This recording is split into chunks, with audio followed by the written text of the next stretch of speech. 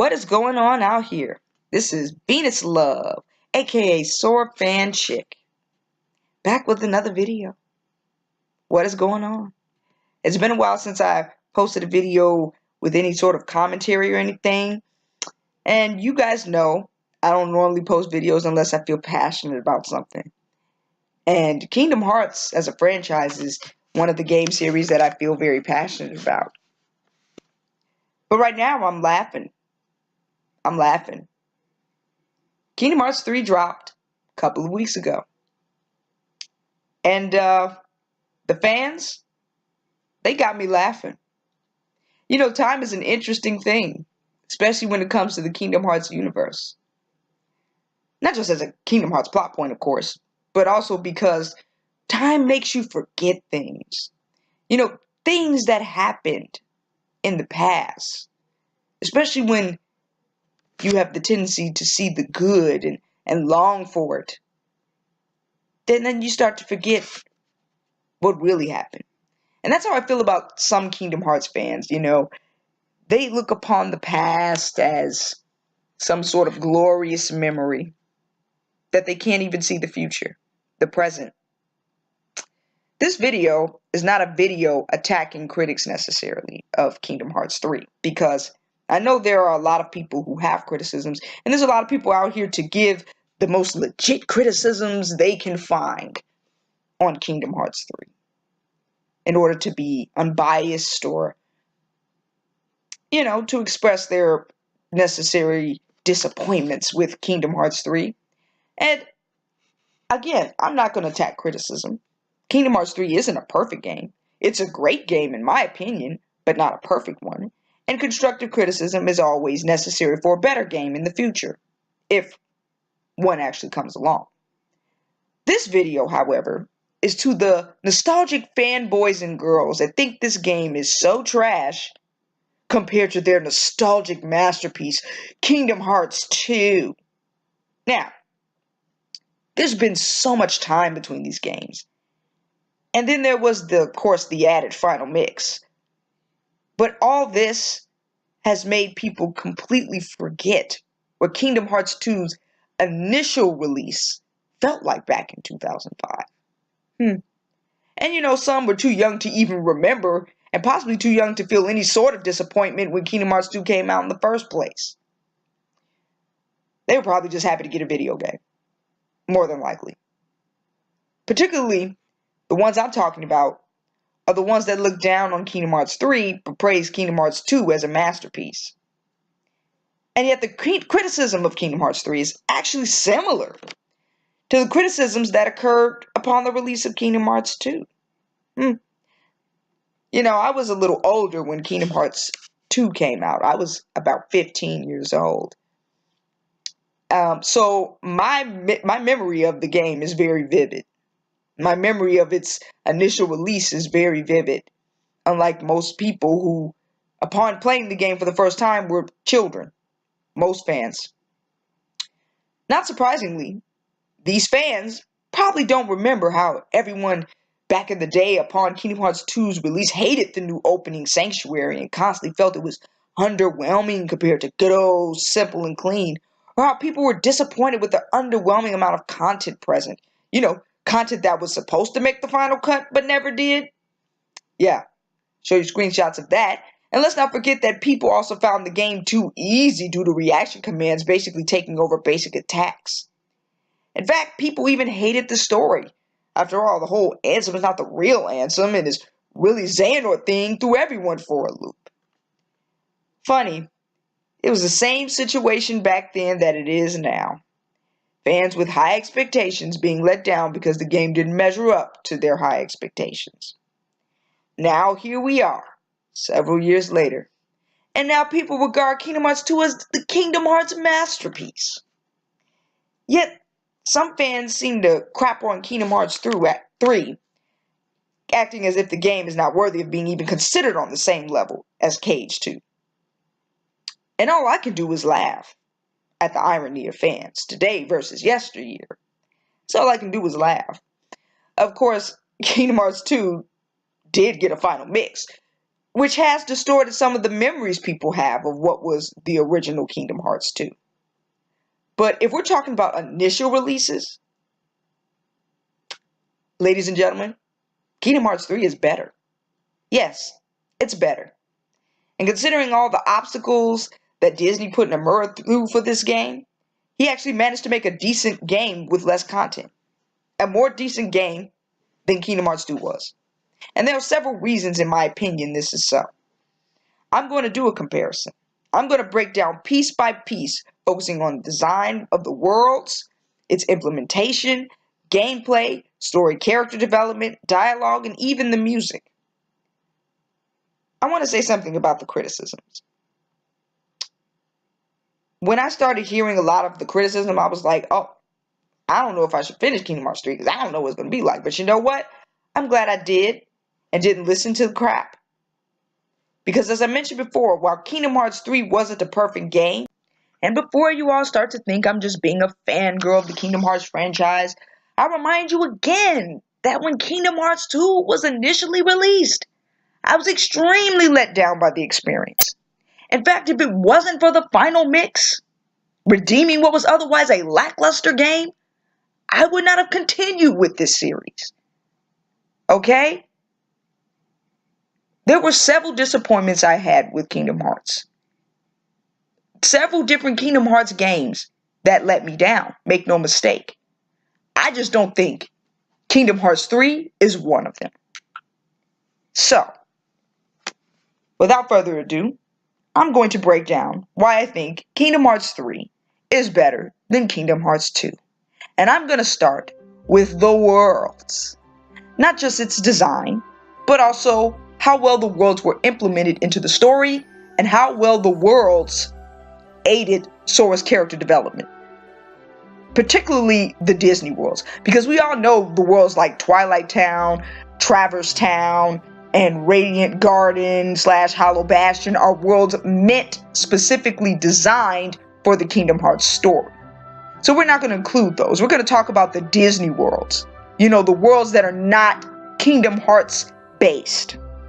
So let's look at them for a moment. Let's start with the design of the worlds. With Kingdom Hearts 3 being on a next-gen console, I'm pretty sure most people are going to say, I mean, of course Kingdom Hearts' design of the worlds are supposed to be better than Kingdom Hearts 2. It's supposed to be on the next-gen console. Well, I'm here to tell you that the lackluster design of the Kingdom Hearts 2 worlds not only failed in comparison to Kingdom Hearts 3, but they even failed in comparison to the handheld games like Birth by Sleep and Dream Drop Distance. Okay? Honestly, Kingdom Hearts 2 worlds were hot garbage. I mean, if you look at each world in Kingdom Hearts 2, they were literally like a house with 5 hallways. They weren't even worlds. There was nothing to search for, which made the journey to the world seem meaningless. Like, what's the point of traveling to different worlds if there's really nothing there to explore? Okay? The worlds in Kingdom Hearts 2 didn't add anything to the overall gameplay either, other than just being Disney worlds for the sake of saying, ooh, we have Disney. They were just empty spaces to perform combat in. Furthermore, what connection did any of the worlds have to the story? I'll give you a hint. Hardly any. I mean, these worlds were randomly chosen in Kingdom Hearts 2. Okay? They had nothing to do with nobodies or anything like that, except maybe Pirates of the Caribbean. I mean, there's nothing there. In fact, they were pointless to even go to. I mean, Sora could have skipped all the Disney worlds and gone straight to the world that never was, because most of the worlds that were chosen for this game had no connection. And neither did they aid Sora's growth as a character. Think about it. Sora didn't learn a dang thing from any of these worlds. Not a dang thing. This served no purpose to his development as a character. Can anyone remember in any way Kingdom Hearts 2 worlds helped Sora grow as a character? Help him evolve as a character? I'm eager for your thoughts on this one. I am most certainly eager. Now, let's look at Kingdom Hearts 3 in comparison. As far as design goes, every world was vast. There was a lot to explore. Instead of just sticking a bunch of worlds in there, it was pretty obvious that these worlds were specifically chosen. And the stories that were involved in these worlds fit the overall plot of Kingdom Hearts 3. And you can tell that they expanded on this and was able to connect it. But did they necessarily do it perfectly? Not necessarily. Not really in the way that Kingdom Hearts 1 did. But they certainly did better than Kingdom Hearts 2 did, okay? Each world added to the gameplay as well, where you could make use of the environment to overcome obstacles and even battle, okay?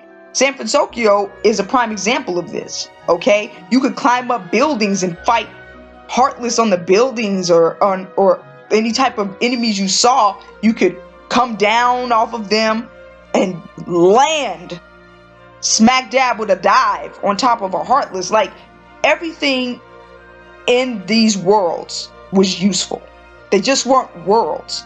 And you could tell they took aspects of the worlds to create the Heartless and the boss battles as well. You know? I mean, to put it bluntly, San Francisco is what the world that never was should have been. Okay? It's what the world that never was should have been. Anyway, another good thing about Kingdom Hearts 3 is almost all the worlds were brand new. I mean, Kingdom Hearts 2 brought back old worlds with hardly any really new content. You know, especially upon initial release. Like, except maybe like you would have Christmas Town added to the Halloween Town aspect. And Agrabah was just, oh my god, I don't even want to get into it. And so, even with the new worlds,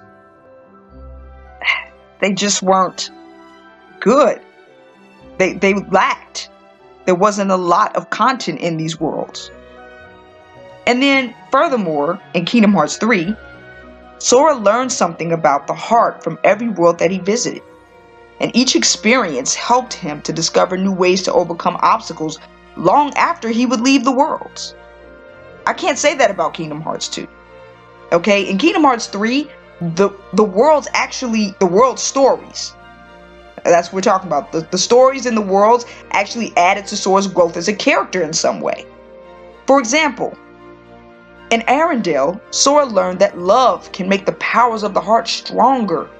It can make you overcome any sort of obstacle. And he also learned from the Caribbean and from San Francisco that even when you lose someone you love, they're still there in your heart. See, these things contributed to his overall development down the line. That's why he was able to move on even after Xehanort thought he could finish off Kairi, spoiler alert, and thought that he could invoke Sora's wrath. But because Sora learned that deep in the heart is where the person we are strongly connected to lies, he was able to defeat Xehanort. See how all that connected? In fact, this is exactly how he was able to learn the power of awakening as well, by getting in touch with the connections of his heart, his own heart. And he learned how to do that by traveling these worlds. Can I say the same about Kingdom Hearts 2? No. Those worlds didn't give Sora any growth, learning experience, or anything to help him with his journey, to be honest with you. Nothing. They were just worlds. That's it.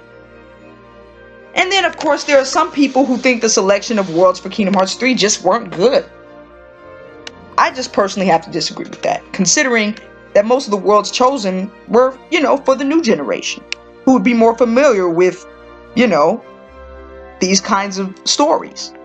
So, in my opinion, I'd say they're a good combination of new worlds, If we look back on Kingdom Hearts 2, anyway, many of the worlds were returning worlds, two of them being mostly a world of minigames, like Atlantica, for example. I mean, that was a waste of a world, and upon landing in Port Royal, there were many people who felt the Pirates of the Caribbean world was out of place in the Kingdom Hearts atmosphere.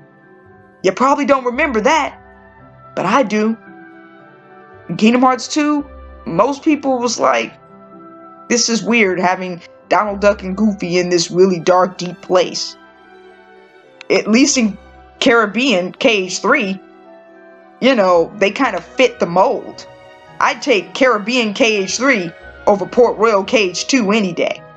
To add, the selection of the worlds in Kingdom Hearts 2 felt random, like they just picked a random group of Disney worlds for Sora to travel to. They weren't specifically chosen like in Kingdom Hearts 3. You know, the stories of Kingdom Hearts 2 Disney worlds had nothing to do with the overall plot, as I mentioned before. So traveling to them felt like, okay, we're in the land of dragons. Why? Why? Like, what about the land of dragons is so special that we have to visit it? Why are we back in Halloween Town? Why are we back in Agrabah? Why were these worlds chosen? It just didn't make sense. Whereas in Kingdom Hearts 3, it's pretty obvious why a world like Frozen fits into the Kingdom Hearts 3 atmosphere. I mean, it is a story about the heart. Anna's heart was frozen. Elsa's love melted that heart. Okay, there was a pattern here. There was a pattern in each world that led to what would be the overall conclusion of Kingdom Hearts 3. Okay?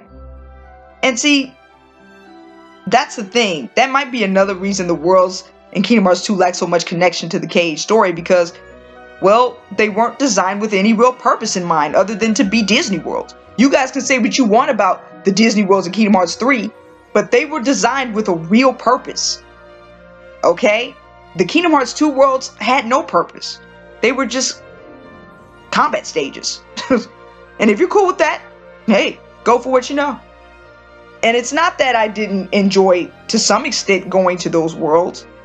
I mean, just going to the black and white monochrome world of Steamboat Willie was cool, you know. But KH3's game just gave me a better experience overall when it came to world exploration and design. I'm sorry. I mean, I could have lived without the Let It Go scenes. You know, that was pretty cringy.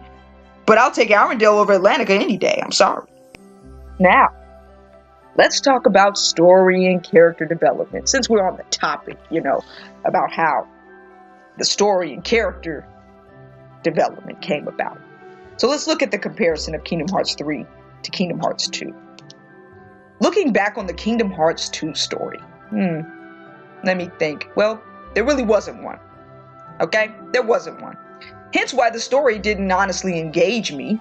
I mean, first of all, Sora's initial purpose was to look for Riku, but he did find him midway through the whole game. Oh, did people forget? Oh yeah, it was at that world with Mulan, what's it called? The Land of Dragons. And before you say, oh, he didn't know it was Riku, Sora discovered it was Riku.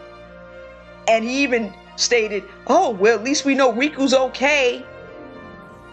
So technically, that was the end of his journey. Which means the rest of the plot was just Sora trying to fight the nobodies.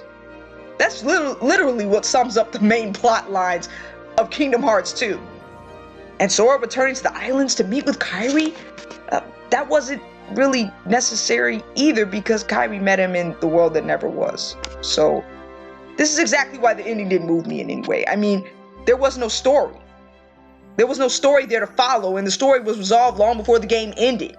The most engaging parts of Kingdom Hearts story were the plot twists, which, by the way, Kingdom Hearts 2 is when the story started to become convoluted with oddness and plot twists.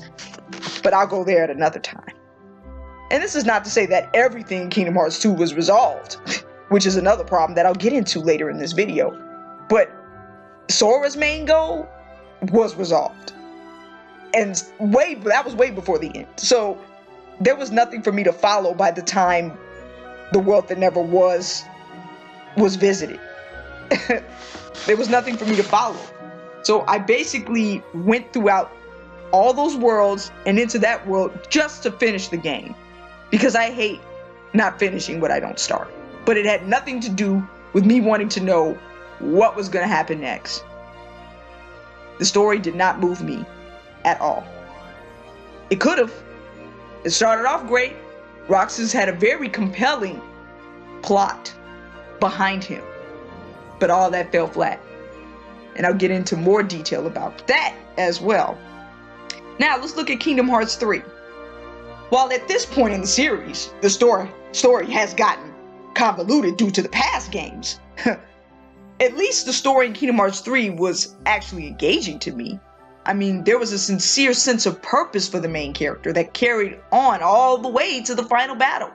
And not just to attain the power of waking, but also to help all those people who were hurt by the past. Eventually, the power of waking became intertwined with these connections. You know, I wanted to know what was going to happen next. I was genuinely moved with every step Sora got closer to saving everyone. I can't say the same about Sora KH2. I just can't. Everything was resolved for Sora too soon. And yet, the things that I was hoping to be resolved never got resolved. Not till later side games, but we'll talk about that later as well. I know nostalgia sometimes makes you overlook vital things from the past because you know it's your childhood and whatnot. But just tell me, in what way did Sora grow and develop in Kingdom Hearts 2 at all? I can answer that. I can. He didn't. Looking back on Sora's evolution in Kingdom Hearts 2, now that I think about it, he went to all these worlds and didn't learn a darn thing. Not a darn thing. Sora had no learning experiences while traveling worlds, so he couldn't grow as a character throughout the entire game. And because none of the worlds connected to the main story in any major way, that never gave Sora anything to recall or fall back on. Even in Kingdom Hearts 1, don't you remember when Sora went to Neverland and how he learned to believe and was able to fly using the guidance of Peter Pan? And this eventually helped Sora fly and fight the final boss. And Tarzan's world helped Sora get along better with Donald and Goofy and understand how friendship is inside the heart.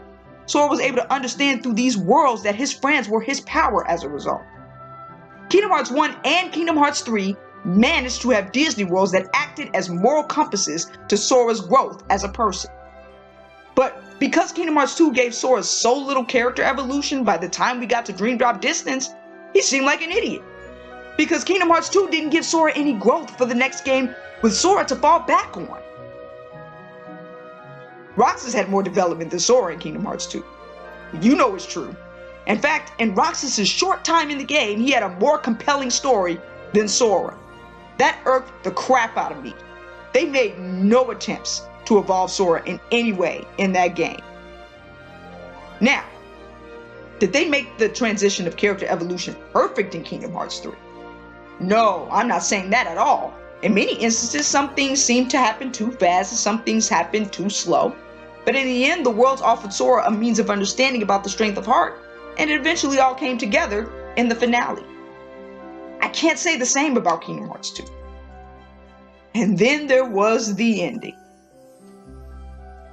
People try to say, oh, Kingdom Hearts 2 had more resolution than Kingdom Hearts 3. Kingdom Hearts 3 didn't.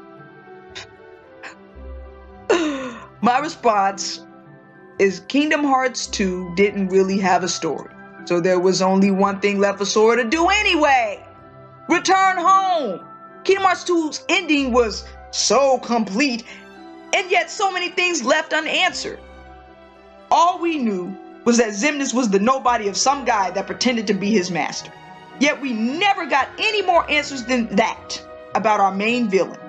And then Roxas returned to Sora, but then never returned to Hayner-Prince or Alette, which left me feeling dissatisfied. And all these feelings he felt, we never got answers for even that. Though at that point in the story, they weren't supposed to even have hearts. So, even if Kingdom Hearts 2 did have a resolution, it had a resolution with a lot of things unanswered. Now, I get that the other games after that cleared it up. You know, there were a lot of side games. But at the time that Kingdom Hearts 2 initially ended, I felt incomplete because there were no answers for lingering questions. Bunch of lingering questions with no answers. And yet here Sora was, back on the islands without any of these things resolved. This was supposed to be the end of his search for his friends, but other things added complexities that weren't addressed. So while Kingdom Hearts 2 seemed resolved, the other issues in the games were left hanging. The other issues that came up with Roxas and Axel and Xemnas and his connection with Ansem, there was hardly anything there. The ending of Kingdom Hearts 2 never brought up Xehanort or the issues surrounding Roxas after Sora defeated Xemnas. Why do you think 358 over 2 days came about? It was because there were so many unanswered questions surrounding Roxas and the organization during Kingdom Hearts 2. In fact, all these other games following Kingdom Hearts 2 were designed to clean up the mess Kingdom Hearts 2 made of the franchise.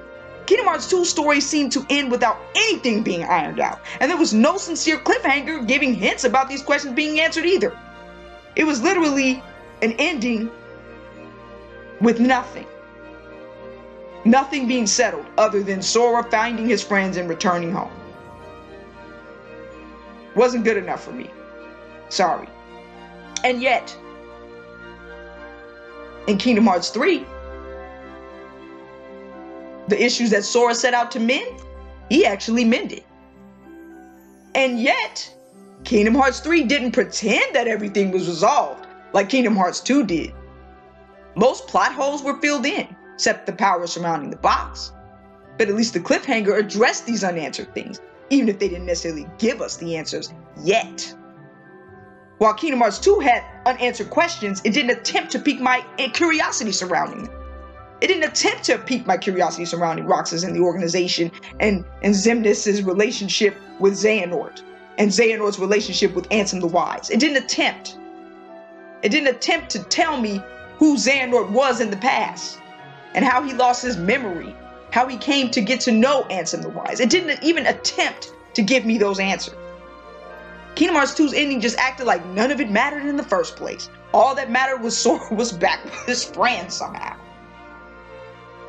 Versus Kingdom Hearts 3, all the people hurt in the crossfire of Xehanort could live out their lives as human beings, which is what Sora sought to do.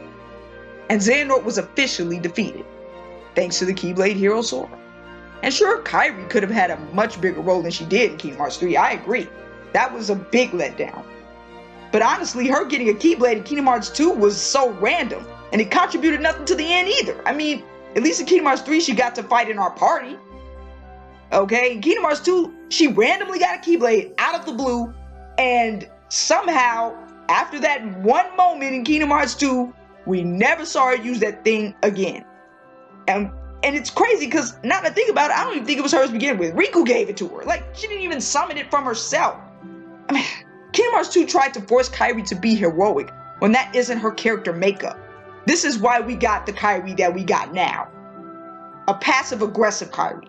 Because Kingdom Hearts 2 tried to make her something that she's not. But I digress. Now, let's talk about gameplay. Yes, gameplay is important to talk about because there'd be no game without gameplay. So let's compare Kingdom Hearts 2 versus Kingdom Hearts 3. Now, most people who are critical of Kingdom Hearts 3 say the game was too easy. In fact, some say it's the easiest in the franchise. I find this laughable. I really do. Not because I disagree with them. I mean, Kingdom Hearts 3 is a very easy game. But I find it laughable because this is exactly the same criticism that Kingdom Hearts 2 got when it was first released, before Final Mix. And when I compared the two, honestly, Kingdom Hearts 2 was a lot easier in the grander scheme of things. And if we're going to use the Kingdom Hearts 2 Final Mix argument of crit mode, it doesn't hold up considering Kingdom Hearts 3 could just as easily get the same Final Mix treatment through updates and DLCs in the future. For the record, Nomura warned you that upon release Kingdom Hearts 3 would be easier to get newcomers comfortable with the Kingdom Hearts experience. He did the same thing with Kingdom Hearts 2. If you recall, Kingdom Hearts 1 was so hard for some newcomers that some people in Japan and overseas never bothered finishing the game. This is why Nomura has always done it this way. However, he always saved the harder difficulties for the final mixes. Again, same thing could happen for Kingdom Hearts 3, maybe not through a final mix, but now we can get DLCs. And it's been shown that a final mix is in the makings of what is now Kingdom Hearts 3, but never, came out with the initial copy. So, we forget, but that's okay. And even on crit mode though, Kingdom Hearts 2 boss battles required no thought or strategy whatsoever. I mean, all you had to do was hit the triangle for reaction commands, and once you went into forms, boss battles were a wrap. And to tell you the truth, I mean, you didn't really have to use forms, honestly, for any of the battles, because triangle was the main source of finishing most of the boss battles in Kingdom Hearts 2. I mean, The forms were there to make you look epic, maybe. But in the original Kingdom Hearts 2, before Final Mix, they served no purpose. Sorry. They required no energy from me. I mean, there were literally boss battles in Kingdom Hearts 2 that could be finished by grabbing the tail of the enemy or by getting on the Hydra's back 1,000 times. Seriously? Whereas in Kingdom Hearts 3, you at least had to put some hand effort into fighting the boss battles. And if you equipped the Zero Experience ability, you never leveled up. So on Proud Mode with Zero Experience, there was actually a bit of challenge trying to destroy these bosses. And let's not forget about the final boss battle. In Kingdom Hearts 2, Xemnas was a joke. Yes, he had an epic song behind him, but that was it. His boss battle was far from the finale I was hoping for. Kingdom Hearts 3's final battle? That was a legit final battle. Taking out all the members in Xehanort gave me more challenge than Xemnas. More satisfaction too. Xemnas, who was supposed to be the leader of the organization, was easier than all of them. All that build-up only for him to feel soft in the heat of battle. With Xehanort, it at least took me a few tries, gotta admit. And as far as gameplay mechanics, Kingdom Hearts 2 had great gameplay mechanics, don't get me wrong, but all of it was useless on the battlefield. I mean, if it wasn't for Final Mix, I would have never made use of magic summons or even drive forms, because all those secret bosses came after Final Mix and Cavern of Remembrance came after Final Mix 2. But in the original Kingdom Hearts, the game people seem to forget existed in the first place. Sora felt so overpowered that, you know, if you did use any of the other gameplay mechanics besides X, you would just defeat the bosses rather simply. I mean, I never used not one dang mechanic, to be perfectly honest, when fighting the bosses in the Disney worlds. Don't get me wrong, the mechanics were fun to use. They were just useless because in most cases you had to press triangle to even beat the bosses. And for the record, in Kingdom Hearts 2, the boss battles forced you to press triangle in order to beat the bosses. Now, what I will say about Kingdom Hearts 2 is that landing attacks was much easier. But that didn't benefit the difficulty of the game before Final Mix. All it did was make the game even easier. Whereas in Kingdom Hearts 3, I was at least able to make use of every form of combat because every form of combat was needed throughout the game in some form or fashion. Looking at Kingdom Hearts 3, there was something for everyone. I mean, honestly, if you wanted it to be challenging, you could have avoided using triangle for commands, equipped Zero Experience ability, and the game would still have something for everyone. If you're better at magic where there were boss battles where magic was an acceptable form of combat, you could use magic. Okay? If you were more interested in using forms, there were cases where forms were acceptable as well. While the fighting was a little on the floaty side, the accessibility of some commands made up for it. And the links were way freaking better than the summons they tried to give us in Kingdom Hearts 2. All of them summons in Kingdom Hearts 2 were garbage. I'm sorry, not sorry. Sorry, not sorry. Now, when we think about the difficulty of the games, one could argue that Final Mix was a step up, giving us data battles and lingering will. And on critical mode, these secret bosses served as amazing bosses to fight. But this all came about again after the Kingdom Hearts 2 initially released. Okay? And so when thinking about our first experiences of a game, my initial opinion of Kingdom Hearts 2 was that it was hot garbage burned in ash in regards to gameplay. Final Mix redeemed what was otherwise trash. And for what it was worth, at least in Kingdom Hearts 3, Square Enix didn't promote content that eventually ended up being cut from the game. Come on now, don't act like you were satisfied with that 1,000 Heartless run in Kingdom Hearts 2. If you were old enough to remember and a longtime fan, you know what that battle was supposed to look like. Woo! Anyway, Kingdom Hearts 3 was still too easy for my liking, I will say that. Yet, I still felt as if the game encouraged players to use their various mechanics. There were no reaction commands this time except with the Armadale boss, in which you were forced to use like in Kingdom Hearts 2, so most of the time you could use what you had to defeat the bosses. Also, the boss battles were more creative. Sometimes you would do the regular fighting, Keyblade style. Then there were times you would do battleships, fly across the sky on Baymax, or even climb into a Gigas. They had several boss battles in one world as well. In Kingdom Hearts 2, the boss battles were not so creative. Does anyone remember Jafar? Was that really the best they could do with that world? Or remember that Halloween Town boss, you know, the robotic idiot that was looking for a heart? Yeah, that was a boss battle. Even the battle with Scar was a letdown. Sorry, not sorry. Even the MCP and Sark on Tron's little computerized island was simplistic in the worst way possible. And do not get me started on the Land of Dragons Hun. Do not get me started.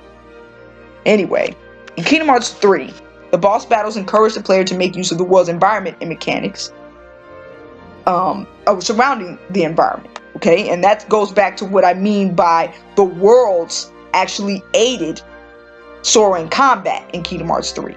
In Tangled, you climb up the tower and navigate across the playing field while fighting the boss. That was pretty cool. In Baymax's world, again, you flew across the city and flew on top of the buildings, crawled to find all these bosses across the entire environment to shoot down your target before fighting in midair.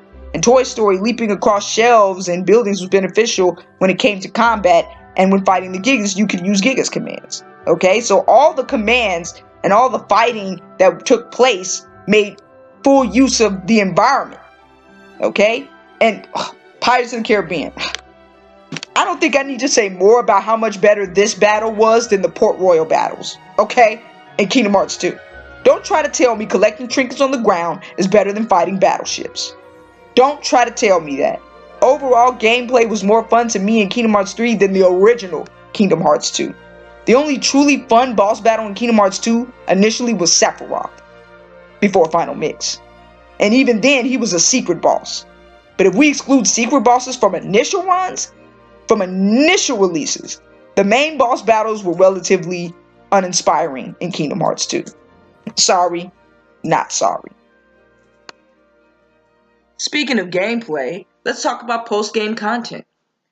I remember the days when Kingdom Hearts 2 first came out and everybody complained, oh, well, Kingdom Hearts 1 had several secret bosses, but Kingdom Hearts 2 only has one secret boss. What a letdown. And Kingdom Hearts 2's Coliseum's not as fun as Kingdom Hearts 1's Coliseum. What a letdown.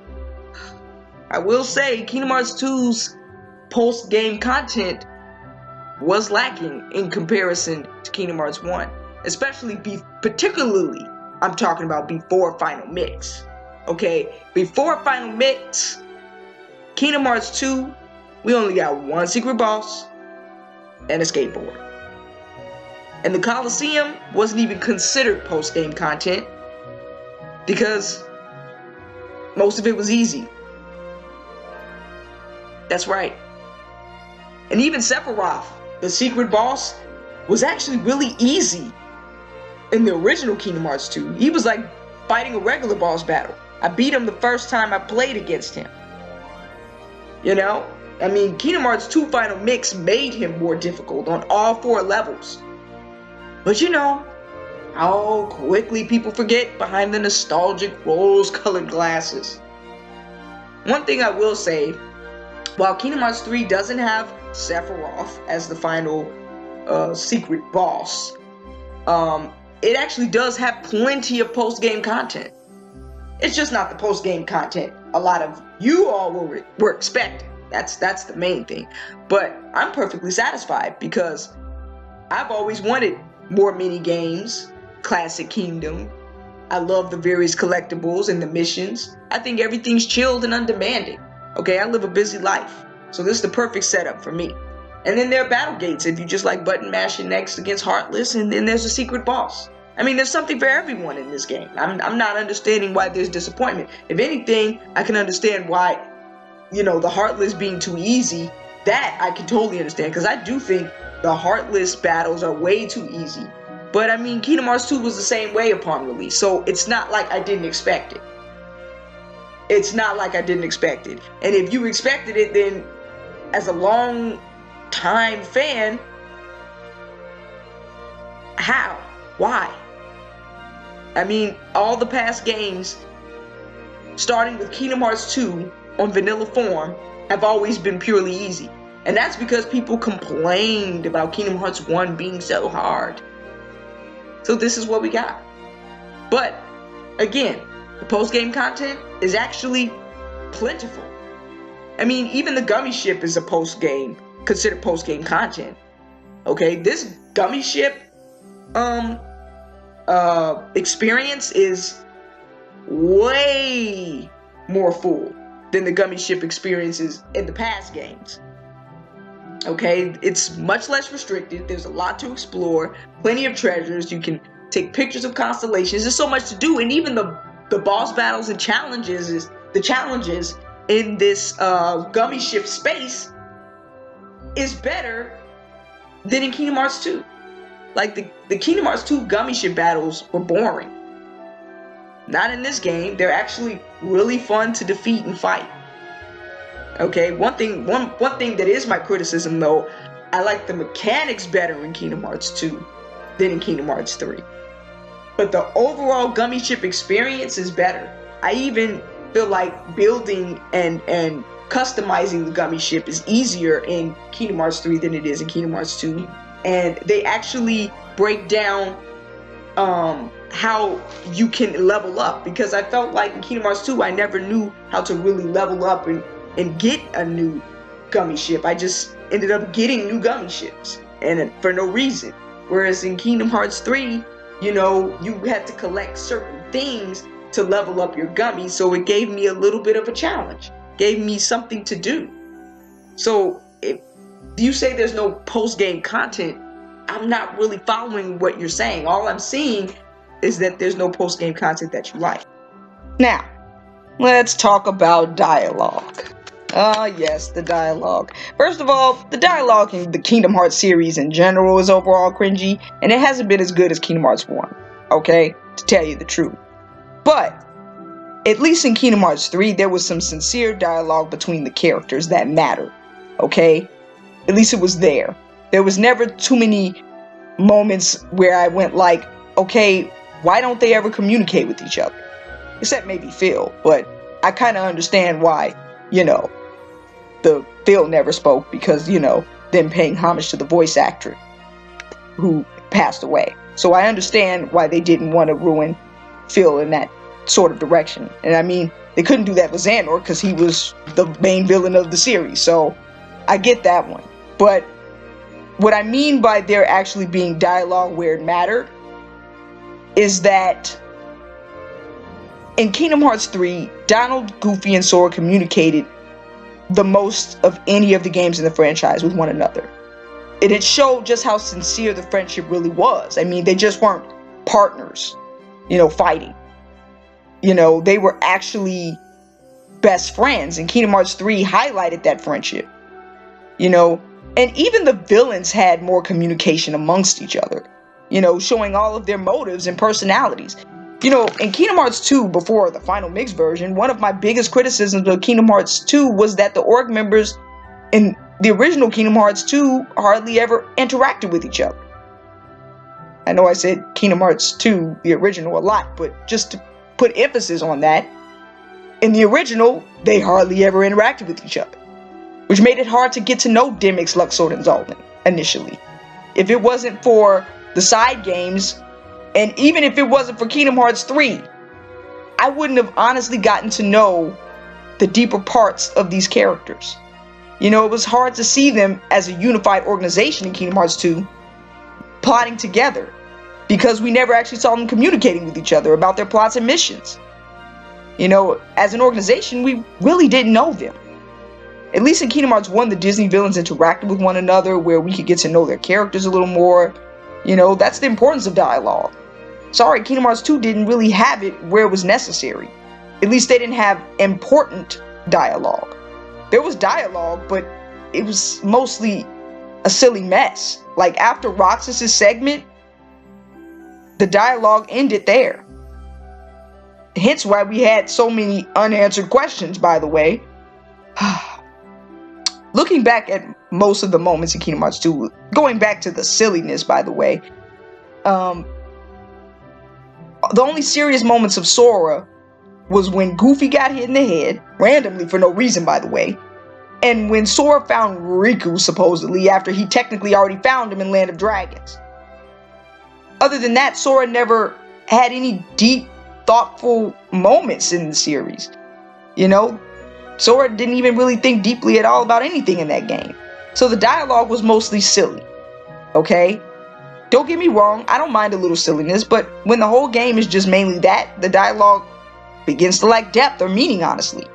Whereas in Kingdom Hearts 3, we can talk about how cringy the voice acting is. We can talk about, how there were a lot of pauses in between and things like that. But in Kingdom Hearts 2, there were a lot of awkward silences too. Okay, there were a lot of awkward silences where I'll be like, okay, we got this whole silence with someone doing something randomly and nobody saying anything. So it's honestly no better. Now, we can talk about the voice acting. We can talk about that if you want to. But don't try to tell me that the voice actor behind Jack Sparrow in Kingdom Hearts 2 was a great choice for voicing Jack. Don't try to tell me that. Please don't tell me you were pleased with Aria's voice acting. Don't tell me that Donald or Goofy or Mickey sounded any better in those versions and then Kingdom Hearts 3. I will look at you sideways. I will look at you sideways. Anyway, that's enough of the dialogue. I think it speaks for itself that in most of Kingdom Hearts games after Kingdom Hearts 1, the dialogue wasn't that great and could have spared to be better. But at least in Kingdom Hearts 3, there was dialogue where there should have been, and all questions were answered, and there was a lot of communication between the main characters where we got to know their motives, their plans, their plots, and their personalities and characters. That's all I'll say on that matter. Now for my final comparison. The music. Yes. The music of Kingdom Hearts 2 versus Kingdom Hearts 3. Now, I will say that Kingdom Hearts 2 has possibly one of the best scores in the franchise. No doubt. Kingdom Hearts 3 didn't really introduce a lot of newer scores to the franchise, which is one of my critiques about it. Kingdom Hearts 3 was kind of meant to produce the feeling of all the games prior. Having songs from Birth by Sleep, Dream Drop Distance, and even KH3. So the songs were kind of remastered versions of older songs. This is not to say they didn't have new scores that were fantastic, but most of the songs were meant to reintroduce the characters and bring familiarity to everything. So that means that made KH3 have lesser new songs. But there was one thing that I appreciated about Kingdom Hearts 3. It was the way they handled the music. They handled it a lot better than in Kingdom Hearts 2. Now I know a lot of you fanboys and girls are going to be like, what? Oh my god, Kingdom Hearts 2 had the best soundtrack in this series. And to that end, I agree. It's just the way that they handled it. There was no versatility and variety. Like, the songs were great because they were epic, but that was really all Kingdom Hearts 2 was. Epic battle music. Like, aside from Roxas's theme song or Riku's, there weren't a lot of songs meant to capture the feeling of emotion, of doubt, of sadness, or anything like that. I mean, during those times, it was just dry silence. And, I mean, if you're cool with that, that's great, but it kind of made it difficult for me to understand the characters a little bit more, their emotions and their feelings. Whereas in Kingdom Hearts 3, they had songs for those moments. Even in Kingdom Hearts 1, when I recall back to Kingdom Hearts 1, they had sentimental songs in the background that made me actually reflect, Like, I can even go back to the soundtrack now and be thinking in my head, like, wow, this feeling of sadness, of doubt. Birth by Sleep really did it with their soundtrack. But with Kingdom Hearts 2, most of the soundtrack is just battle music. Like, it gets me motivated, pumped, but doesn't move me. Doesn't make me understand the character's feelings anymore. I can name some moments in Kingdom Hearts 3 that had songs that almost broke my heart when I heard them because it fit the tone of the scene so much. And it made me recall things of the past that had happened and what's happening now. That just wasn't the case in Kingdom Hearts 2. They didn't have a song to fit a variety of different emotions and scenes. It was just epic battle music. Okay? Again, it's great to have awesome battle music. Don't get me wrong. I love awesome battle music. That was probably the one redeeming quality of the initial Kingdom Hearts 2. Before Final Mix, that is. But unfortunately, when it came to the soundtrack, that's all that there was. Great music with no meaning behind it. That's really all it was. In conclusion, I do have my criticisms of Kingdom Hearts 3, make no mistake. But I'm not going to act like Kingdom Hearts 3 had no substance just because, oh, it had more Disney worlds and no Final Fantasy, or because I didn't get a Coliseum. You know what? It's clear that Nomura wanted this game to be story-focused first. This is why Final Fantasy didn't come out initially with Kingdom Hearts 3, and why there wasn't a random Coliseum initially either. But this is not to say that these things won't be added to the game later in a Final Mix-like situation. I mean, even if they don't, there have been other games with no Final Fantasy, and I lived without it. The World Ends With You was a good replacement. Everything in the game as of now was made to connect to the story in Kingdom Hearts 3. And he did mention that he would later add DLCs, which, spoiler alert from the secret movie, it shows we are getting something. So, I wouldn't be surprised if it was added. These Final Fantasy characters, or The World Ends With You, or something from the Square Enix company. And I wouldn't be surprised if he gave us a Coliseum-like setting either for later DLCs, because if you remember in Birth by Sleep 0.2, the original Kingdom Hearts 3 demo, we actually did have an arena-like thing in the Zodiac Mirror. But naturally, his priority with the initial release of the game was giving us the main story first. Regardless of my criticisms, though, Kingdom Hearts 3 is still better than Kingdom Hearts 2 was, in so many ways, that people overlook due to their nostalgic rose-colored glasses. If it wasn't for Final Mix, I keep saying this, Kingdom Hearts 2 would have never been the game that it is now. And looking at Kingdom Hearts 3, it's actually a solid game for it to have less content in comparison to Kingdom Hearts 2, which didn't have hardly anything before Final Mix came into the mix. So my purpose is to highlight some of those points and bring to light how Kingdom Hearts 3 is about just as deserving of the title masterpiece despite its flaws. And if after this video you think both are crap now, you're entitled to think both Kingdom Hearts 2 and 3 are crap. You're entitled. But I honestly cannot say without a shadow of a doubt that Kingdom Hearts 2 is better than Kingdom Hearts 3. So, I'd love to hear your opinions. Whether you agree or disagree is fine with me. I love a good debate and conversation, so feel free. Until then, let your heart be your guiding key. And always let your conscience be a guide and all that good stuff. Bye-bye.